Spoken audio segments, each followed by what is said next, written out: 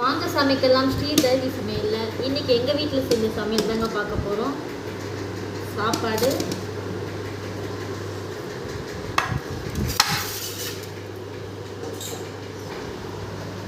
மண் சட்டியில் செஞ்ச மீன் குழம்பு தாங்க இன்றைக்கி எங்கள் வீட்டில். காணங்கத்த மீன் குழம்பு, மாங்காய்லாம் போட்டு நல்லா சூப்பராக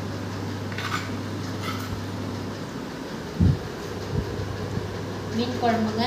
நல்லா சூப்பராக மீன் குழம்பு ஒன்று. நல்லா எறா தொக்குங்க, நல்லா சவக்க வத்த எறா தொக்கு.